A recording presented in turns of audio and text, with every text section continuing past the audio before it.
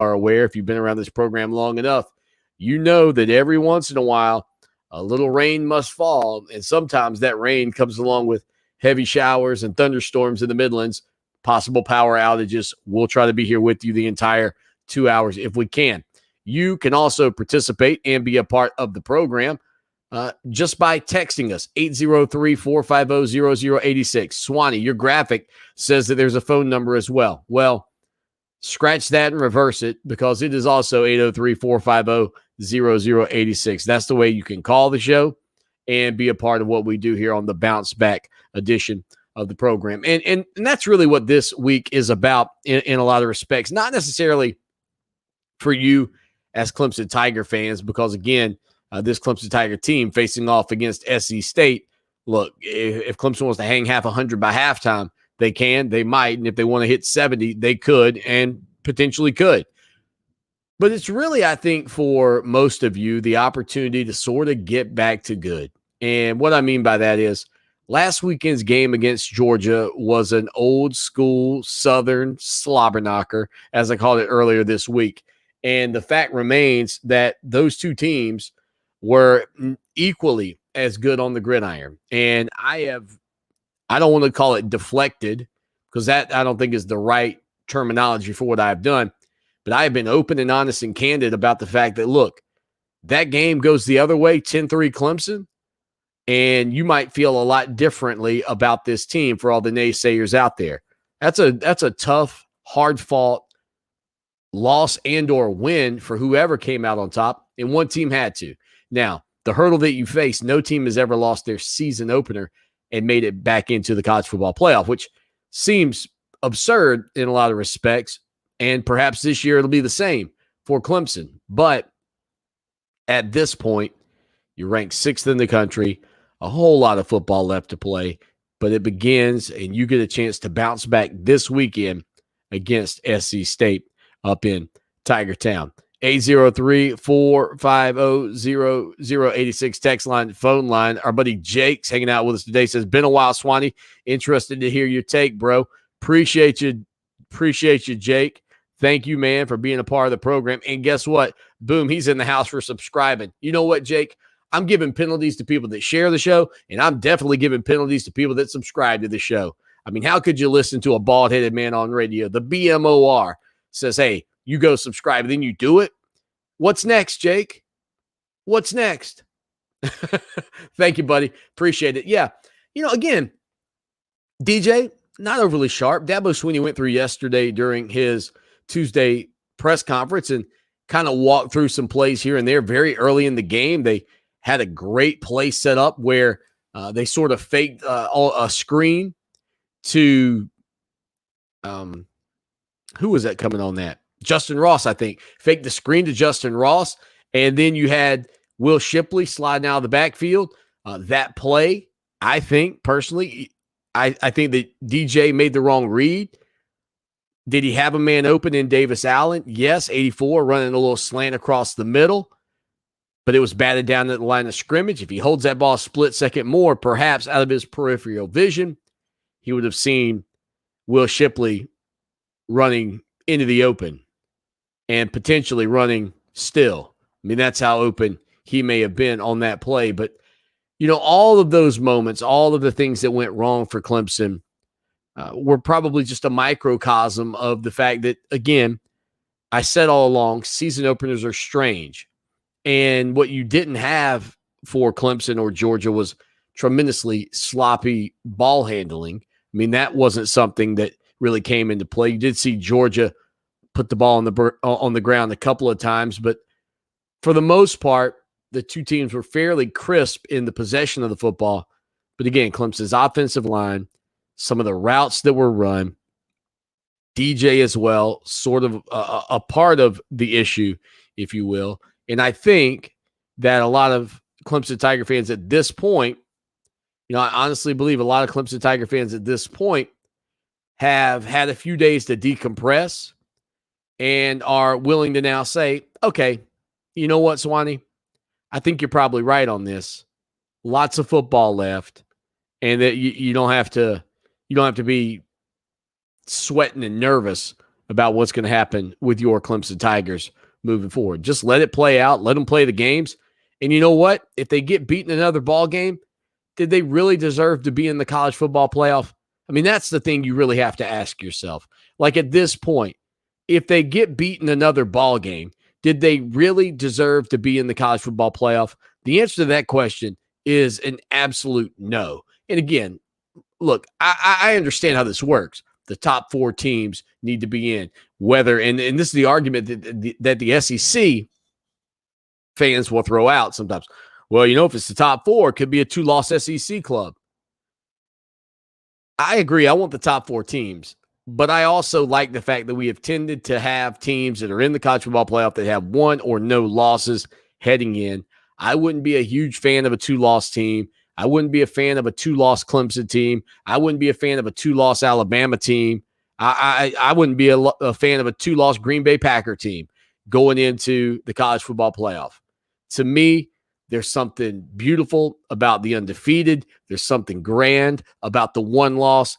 But if you get beat twice in the regular season, I don't think you really deserve to be there, quite frankly, in a 4-team scenario. Now, if we expand it out, you guys are going to say, Swanny, you're the guy. You're the guy that's all for college football playoff expansion. But now you're telling me you don't want to see 2-loss teams in?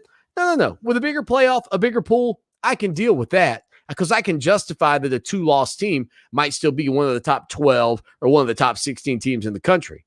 And while you might come arguing in one hand that a 2-loss team might still be one of the best 4 teams in the country, I will counter that offer with, don't think so. Not in this era. You can't lose 2 out of your 12 games, in my opinion, or 13 if you're in a conference championship game in this scenario and still be in that top 4. And so with all that on the table, if Clemson loses another game anyway, do you really feel like they deserve to be in the college football playoff? I would say no. And if they run the table all the way out, again, that perception sitting there at number 6 for me certainly would be that they got a great chance to be in the top 4 because of the conversations that will surround them. Plus, I think Clemson has this little advantage in their back pocket to a degree, and that is, can you progressively look better week by week? And you'll say, well, competition, Swanny, versus the way Georgia looks progressively week by week. You might say competition, Swanny. But either way, if you appear to be getting better week by week, if you appear that you are becoming, I guess, more efficient, more effective, if you start to show that both offensively and hold up the end of your bargain defensively, then at the end of the year, even with a loss to Georgia, a narrow defeat might be judged differently, especially if Georgia goes into some games against SEC opponents and gives up boatloads of points and looks like their defense isn't what it was in week 1, and Clemson's defense maintains and the Tiger offense explodes. And again, who they're playing is a big deal. I don't deny that fact.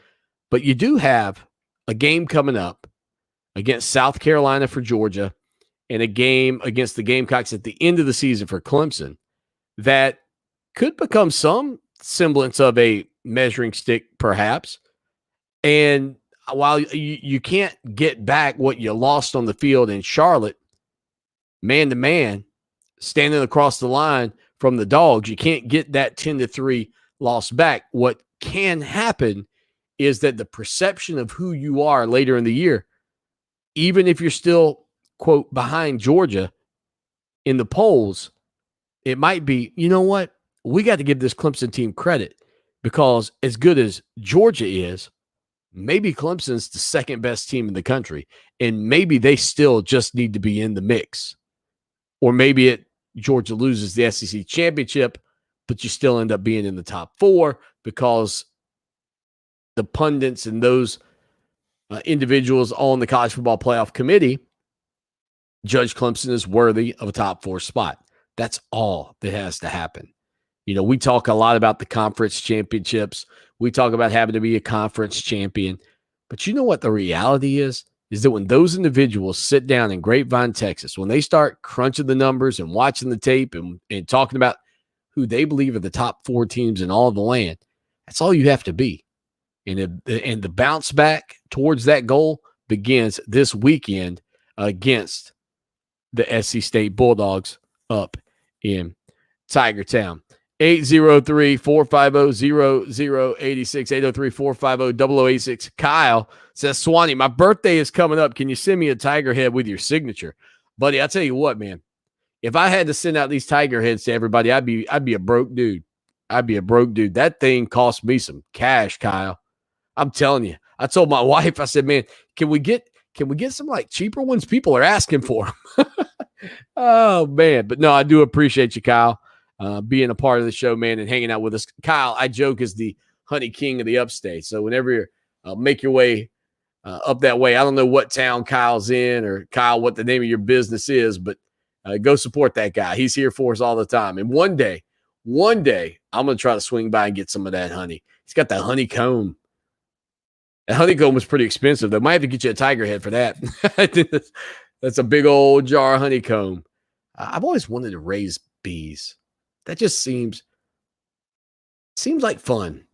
Seems like fun. I don't know, maybe it's not, but it seems like it is. I'll tell you what we'll do when Clemson gets ready to face off against the Georgia Tech Yellow Jackets. We'll have to keep Kyle on watch to tell us exactly how you take care of them. How do you make sure that the Clemson Tigers dominate Georgia Tech next weekend, September the 18th in Tiger Town, a 3:30 kickoff. But first, a 5 o'clock kickoff on the ACC network against SC State. Talking with Tim Beret the other a couple of months ago about it. I think this is the first time Clemson's kicked off at that 5 p.m. Eastern kickoff time. So a unique start time for Clemson, certainly, and an opportunity to bounce back. The other thing, too, we've got some audio coming up here on the program from DJ Ungalale. And again, it was a tough night for him in Charlotte. It was obviously a tough couple of days coming off of the heels of that loss and the expectations and the Heisman Trophy conversations that existed before the season. Well, we'll hear from DJ. And again, you get to judge. You tell me, how does DJ come across after facing this level of adversity? And, DJ's already done something that Trevor Lawrence never did. Lose a regular season football game. I mean, how about that for Trevor? Like, he didn't achieve what I think some people thought he might after year one, which was maybe multiple national champions as a quarterback at Clemson. And granted, would still have a year had he chosen to stick around and be the quarterback at Clemson this season. But he only lost in a national championship and a college football playoff semifinal. That's it. I mean, you go through the laundry list of names and the great quarterbacks in the history of this sport, but you start to try to dig up the ones that have done something like that, like their only loss being in a bowl game in the pre-college football playoff era. I mean, I don't know who those players are.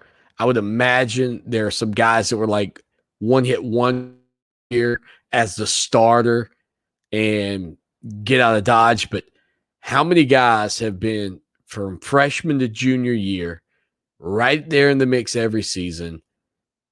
Honestly,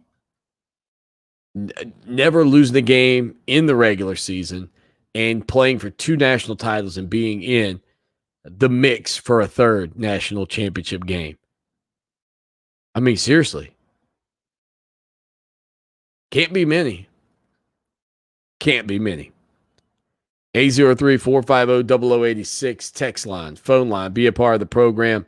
And we actually have some texts coming in to the show right now, so we'll make sure we get those up for you here on the program. Big Mark checking out the program. He says, Swanny, how do you feel about having a running back by committee? Looking at Malusi, just name a guy and ride him to glory. There was also a little gosh darn it in there. I like that. Yeah, I had a chance to watch Ches Malusi this past weekend.